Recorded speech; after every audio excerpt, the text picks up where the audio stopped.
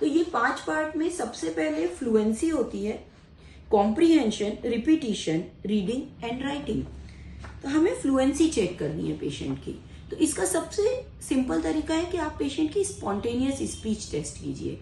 उससे पूछिए कि आपकी जॉब के बारे में बताइए, आप हॉस्पिटल क्यों आए हैं ये बताइए। तो वो जब बोलेगा तो आप उसकी फ्लुएंसी को चेक कीजिए, पैरानोमियास के लिए देखिए।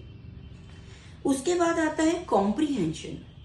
अब कॉम्प्रिहेंशन हम कैसे समझे, पेशेंट को तो बोलने में दिक्कत है, तो इसके लिए आंसर होता है कि यस नो कमांड और पॉइंटिंग कमांड वाले क्वेश्चन पूछिए। जैसे मैं आपसे ये नहीं पूछूंगी कि वो क्या है, वो पंखा है, नो, मैं पूछूंगी पंखा कहाँ है, तो पॉइंटिंग कमांड से आंसर बनेगा ये। ऐसे ही मैं पूछूंगी बारिश हो रही है क्या, तो आंसर बनेगा नो।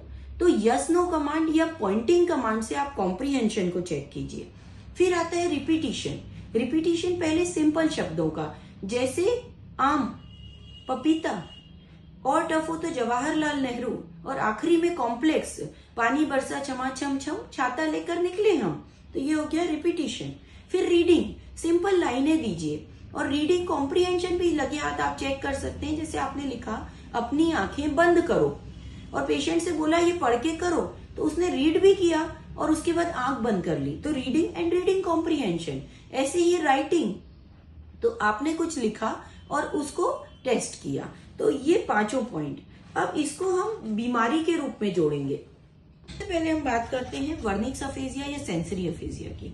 यहाँ सेंसरी या इनकमिंग में प्रॉब्लम है, लेकिन पेशेंट पूरी तरह से फ्लुएंट है। तो इसे ऐसा समझिए कि जब आपने दूर से सुना तो आपको लगेगा ये तो बढ़िया बोलता है, लेकिन जब आपने जाके उसका कंटेंट सुना तो कंटेंट में पैराफेजियाज होंगे, है ना, डिफरेंट तरह की स्पीच में क्वालिटी नहीं होगी, पर वो फ्लुएंट होगा, वो कॉम्प्रिहेंड नहीं करेगा आप जो बोल रहे हैं। ऐसे ही वो रिपीट भी नहीं कर पाएगा। और नेमिंग और रीडिंग और राइटिंग जो रहती है वो तो डेफिनेटली मान लीजिए कि जानी ही है। फिर दूसरा होता है ब्रोकाज अफेजिया, ये मोटर अफेजिया है। तो यहाँ पे पेशेंट बोल नहीं पा रहा, वो समझ सब रहा है, तो कॉम्प्रिहेंशन प्रिजर्व है, लेकिन वो फ्लुएंट नहीं है, समझ सब रहा है, बोल नहीं पा रहा। कई बार ये लोग डिप्रेस हो जाते हैं। और फिर अगेन वही बात होगी कि रिपीटिशन तो आपका जाना ही है और रीडिंग राइटिंग जाना ही है। फिर तीसरा होता है ग्लोबल, न कॉम्प्रिहेंड कर रहा है, न फ्लुएंट है, और न रिपीट कर रहा है, न रीडिंग है, न राइटिंग है, दिस इज ग्लोबल। फिर एक फिनोमिना होता है ट्रांसकॉर्टिकल, जो मैंने आपको समझाया था कि जो कनेक्शन एरियाज होते हैं, वाटरशेड एरियाज होते हैं, इसमें क्या हो रहा है कि आपका ये डंबल प्रिजर्व्ड है, मोटर, सेंसरी और कंडक्शन फाइबर्स का, लेकिन ये जो कनेक्शन फाइबर्स है ये अफेक्ट हो गए। तो इनके जाने से आपका ये फिनोमिना तो लॉस्ट हो जाएगा, लेकिन रिपीटिशन बच जाएगा। तो बहुत मोटे तौर से समझाऊं कि जो ट्रांसकॉर्टिकल मोटर अफेजिया है वो बिल्कुल मोटर अफेजिया जैसा होता है, लेकिन उसमें रिपीटिशन प्रिजर्व होता है। ऐसे ही ट्रांसकॉर्टिकल सेंसरी अफेजिया जैसा होगा, लेकिन उसमें रिपीटिशन प्रिजर्व होगा।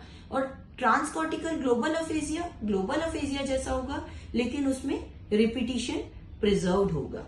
और मान लीजिए कि पेशेंट के बाकी सारे फंक्शंस प्रिजर्व्ड है ना, कॉम्प्रिहेंशन प्रिजर्व्ड है, रिपीटिशन, फ्लुएंसी प्रिजर्व्ड है, लेकिन रिपीटिशन प्रिजर्व नहीं है, तो वो कंडक्शन अफेजिया है, वहां पे कंडक्शन फाइबर बस का लॉस हुआ है। तो ये मोटे तौर पे आपकी स्पीच टेस्टिंग है। आपको लेक्चर के आखिरी में ये समझ में आया होगा कि हम